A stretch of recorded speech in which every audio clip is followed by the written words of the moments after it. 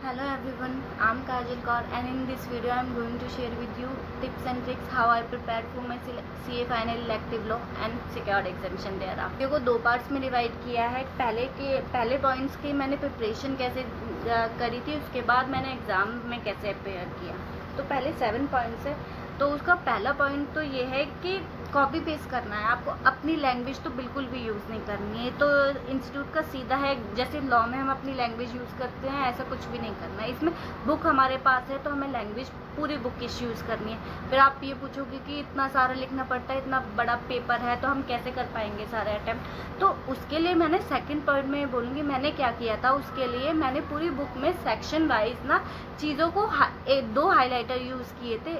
एक से मैंने सेक्शन में जो भी इम्पॉर्टेंट पॉइंट्स थे, अगर उस सेक्शन से कोई आ गया कोई भी क्वेश्चन तो उसमें मुझे क्या क्या लिखना है, और सेकंड हाईलाइटर मैंने यूज़ किया था कि कीवर्ड्स क्या क्या लिखने हैं। तो पहला पॉइंट हो गया कि आपको लैंग्वेज बुक की ही लिखनी है, अपनी लैंग्वेज बिल्कुल भी नहीं लिखनी। दूसरा पॉइंट आ गया कि हाईलाइटर आप ज़रूर यूज़ करेंगे, क्योंकि आप पूरा का पूरा सेक्शन नहीं लिख सकते, थोड़ा बहुत कट तो हमें करना पड़ेगा। तो बहुत सारी चीज़ें होती है जो हमें समझ में खुद ही पढ़ने पर आ जाती है कि ये सारे इररिलेवेंट पॉइंट्स हैं, जैसे नॉट विद एंड दिस। तो उसके बाद सेकंड पॉइंट में आ गया थर्ड पॉइंट क्या है कि आपको सारे के सारे पास पेपर्स, आरटीपी, एमटीपी जितने भी क्वेश्चन पेपर्स है वो आपको पहला तो वो अच्छे से सॉल्व करके जाना है, दूसरा उनको अपने साथ कैरी भी करना है मेन एग्जाम में। क्योंकि कई बार ऐसा होता है कि एज इट इज़ पुराने पेपर में या फिर पुरानी एमटीपी में कोई भी केस स्टडी पूछी गई हो वो as it is copy paste हो जाती है, या फिर कुछ पार्टीज के नाम बदल जाते हैं, थोड़े अमाउंट बदल जाते हैं, या मेजर पार्ट आपको उन्हीं में मिल जाएगा।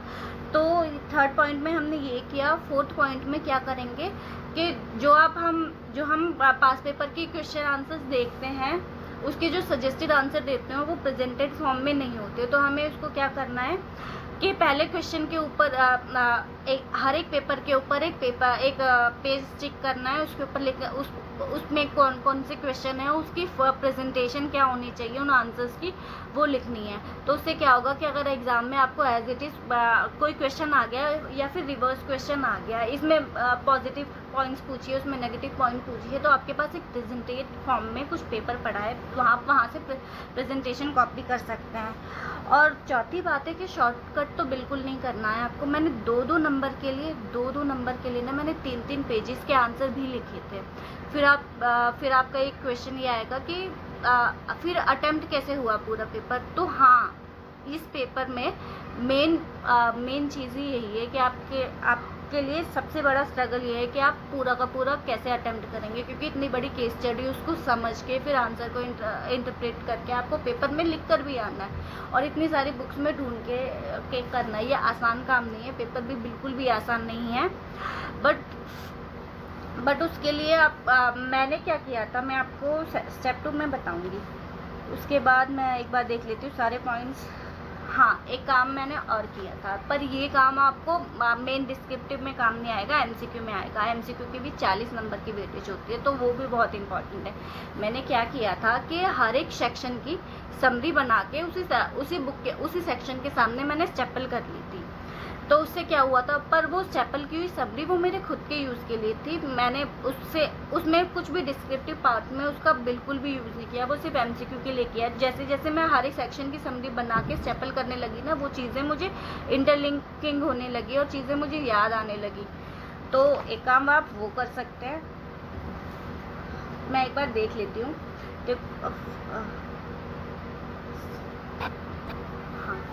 तो अब हम सेकंड पार्ट पे आते हैं कि पहले प्रिपरेशन तो मैंने ऐसे की थी, और सेकंड पार्ट में हम आते हैं कि ड्यूरिंग एग्ज़ाम क्या किया था। तो जो पहले 15 मिनट का टाइम मिला था ना, उसमें तो सबसे पहले मैंने ये चीज़ चेक कर ली थी कि 5 में से कौन सी केस स्टडी मुझे आती है। एमसीक्यू देखकर आपको डिस्क्रिप्टिव देखकर पता चल जाएगा कि कौन सी केस स्टडी आपको आती है या नहीं आती। तो वो पहले डिसाइड कर ली थी कि कौन सी केस स्टडी करनी है और कौन सी नहीं करनी। फिर उसके बाद भी मेरे पास थोड़ा सा टाइम बच गया था, तो मैंने 1-2 केस स्टडी के एमसीक्यू 15 मिनट के टाइम में ही सॉल्व कर लिए थे।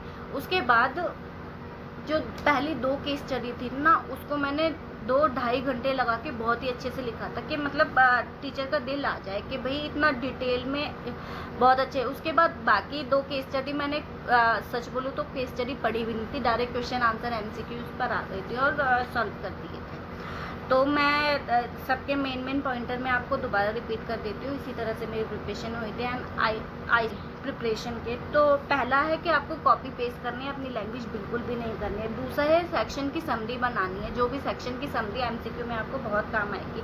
नहीं तो वो सारी चीज़ें आप एमसीक्यू के लिए आप डिस्क्रिप्टिव में कुछ ढूंढने नहीं लग सकते, एमसीक्यू आपको खुद भी करने पड़ेंगे, या फिर थोड़ा बहुत क्लिक हो जाता है कि उस समरी में मैंने कुछ ऐसा लिखा था, तो वो रेफरेंस के लिए आप देख सकते हैं। सेक्शन की समरी अलग से किसी कॉपी में नहीं बनानी, उसी सेक्शन के ऊपर स्टेपल कर देनी है। फिर उसके बाद थर्ड पॉइंट में मैंने 2 हाइलाइटर यूज़ किए थे। पहले हाइलाइटर में हर सेक्शन के रिलेवेंट पॉइंट के, अगर इस सेक्शन में से क्वेश्चन आ गया तो मुझे क्या क्या लिखना है, और सेकंड हाइलाइटर उसमें कीवर्ड्स क्या क्या हैं वो चीज़ लिखी है। फोर्थ पॉइंट में मैंने सारे आरटीपी एमटीपी सब सॉल्व किए थे, और साथ कैरी भी करके लेके गई थी। फिफ्थ पॉइंट में मैंने उन आरटीपी एमटीपी के ऊपर जो भी क्वेश्चन आंसर्स थे उनको प्रेजेंटेड फॉर्म में लिख दिया था। अब मेन पॉइंट्स तो मैंने उनके सजेस्टेड आंसर्स में देख दिए थे। स्टार्टिंग हमने आंसर की कैसे करनी है, एंडिंग कैसे करनी है, फैक्ट्स कैसे लिखने हैं, वो सारे फर्स्ट पेपर पे मैंने लिख दिए थे। उसके बाद शॉर्टकट आंसर को बिल्कुल भी नहीं करना है। 2-2 नंबर के लिए भी मैंने बहुत सारी चीज़ें लिखी थी, और स्टार्टिंग में आप थोड़ा लेंथी लिख दोगे, उसके बाद लास्ट के जो 2 केस स्टडीज़ में उसमें शॉर्ट में भी आंसर दे दोगी तो वो चल जाएगा। उसके बाद ड्यूरिंग एग्ज़ाम में मैंने क्या किया था कि 15 मिनट में पहले केस स्टडी डिसाइड कर ली कि क्या क्या पढ़ना है, कौन कौन से मुझे अटैम्प्ट करना है। उसके बाद एमसीक्यू भी मैंने कुछ एमसीक्यू मैंने उसी में सॉल्व कर लिए थे। और एक क्या होता है कि कई बार एक मेन पॉइंट ये है कि कई बार as it is copy paste भी केस स्टडी आ जाती है, उसमें आपको थोड़ी सी लिमिट में घुमा देंगे या थोड़ी बहुत चीज़ें चेंज कर देंगे। तो उसके लिए आपको पास पेपर और आरटीपी एमटीपी सॉल्व करना बहुत ज़रूरी है, ताकि उसको क्वेश्चन को देखकर ही आपको क्लिक कर जाएगा कि ये वाला क्वेश्चन तो वहाँ से पूछा गया है। तो दैट्स इट, मैंने बस इतना ही किया था।